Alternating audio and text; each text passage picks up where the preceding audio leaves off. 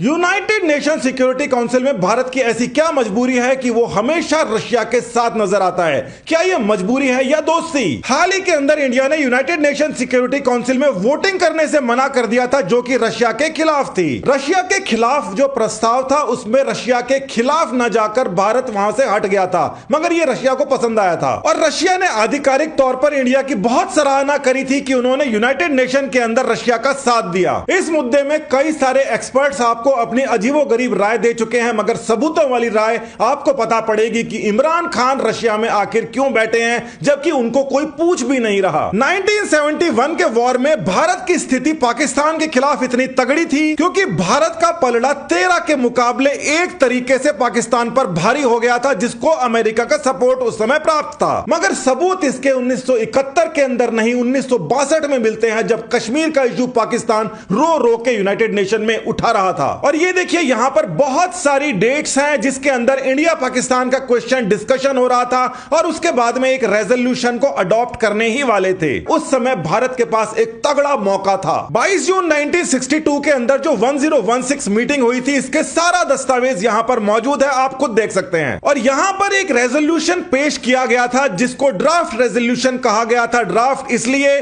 क्योंकि उसको अपनाया नहीं जा सका। अगर आप इस रेजोल्यूशन को पढ़ेंगे साधारण आदमी की तरह तो आपको लगेगा कि इसके अंदर अपनाने वाली और ना अपनाने वाली कोई बात नहीं है, मगर आप इसको ढंग से समझिए 1962 के हिसाब से। ये जो रेजोल्यूशन है इसके अंदर 5 पॉइंट्स लिखे गए थे और पहला पॉइंट ये कहता है कि दोनों पार्टी यानी कि भारत और पाकिस्तान दोनों के दोनों यूनाइटेड नेशन के 17 जनवरी 1948 वाले रेजोल्यूशन को आगे बढ़ाएं और उसी के हिसाब से काम करें। इस रेजोल्यूशन के अंदर एक लंबा प्रोसीजरल प्रोसेस था जिसके बाद में भारत कश्मीर को वापस ले पाता, वहां पर प्लेबिसाइट वगैरह होती, मगर यह लंबा प्रोसीजर था और इसके अंदर पाकिस्तान की दावेदारी झलक रही थी। दूसरा रेजोल्यूशन कहता है कि दोनों इंडिया और पाकिस्तान मिल बैठकर बातें करें और किसी मुद्दे के ऊपर पहुंचे, आर्टिकल 33 को ध्यान में रख के। यह भी यूनाइटेड नेशन का एक प्रोविजन था, उसके एक आर्टिकल के हिसाब से था, मतलब खाना पूर्ति सा रेजोल्यूशन था जिसमें कोई दम नहीं था जिसका कोई अपोज करे या उसको सपोर्ट करे। अभी जो तीसरा रेजोल्यूशन है इसमें भी आप देख सकते हैं कि बोला जा रहा है कि एक ऐसा माहौल बनाया जाए जिसके अंदर बातचीत की जा सके, किसी को इसमें क्या परेशानी हो सकती है। मगर जो चौथा रेजोल्यूशन था जो 1948 को दोबारा से लागू करने की बात कह रहा था, अगर वो लागू हो जाता तो उसके इंप्लीकेशंस क्या होते। यहां पर कहा गया है कि भारत और पाकिस्तान किसी भी प्रकार का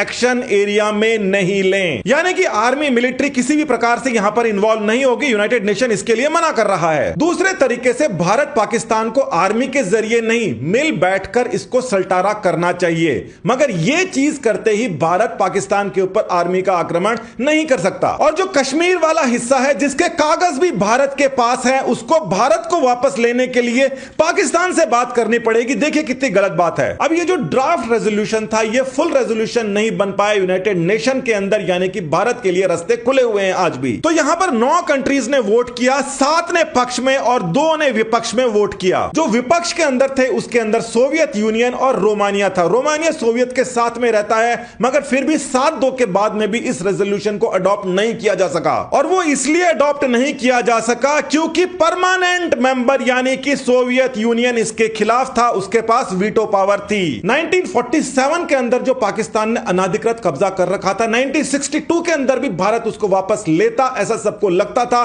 खासकर सोवियत को लगता था, और वो भारत के साथ थे। और 1962 में नेहरू जी भारत के प्रधानमंत्री इस बड़े अवसर को काम में नहीं ले पाए। उनके पास में कुछ कमजोरियां थी। हम यहां पर सियासी कमजोरियों की बात कर रहे हैं, डिसीजन ना लेने की कमजोरियों की बात कर रहे हैं, किसी व्यक्तिगत कमजोरी की बात नहीं कर रहे। और चाइना इसको बहुत ही क्लोजली ऑब्जर्व कर रहा था कि जो भारत की लीडरशिप है उसके पास में इतने बड़े अवसर को भी यूज करने की या तो काबिलियत नहीं है या वो चाहता नहीं है। और 1962 के अंदर ही ठीक इसके कुछ महीनों बाद में, यानी कि जून से हम अक्टूबर के अंदर जाते हैं, चाइना आराम से आता है और कब्जा कर लेता है अक्साई चीन और बहुत बड़ा भारत का हिस्सा। 1962 में अक्साई चीन भारत से निकल गया था, मगर 1971 के अंदर भारत के पास में पीओके वापस लेने का बड़ा मौका था और ऐसा लगता भी था कि इंदिरा गांधी कम से कम नेहरू जी से ज्यादा पावरफुल प्रधानमंत्री निकलेंगी, सियासी तौर पर बेहतर निकलेंगी, मगर वो भी एक फॉरेन अफेयर्स के मामले में वीक प्रधानमंत्री साबित होती हैं। उनके निजी एडवाइजर पारसारथी ये लिखते हैं कि 1971 के अंदर भी सोवियत प्रेसिडेंट ने ये कहा था भारत वेस्ट पाकिस्तान यानी कि जो अभी का जो पाकिस्तान है उसके के ऊपर आक्रमण करके कश्मीर वापस लेता है तो भी अनकंडीशनल सपोर्ट दिया जाएगा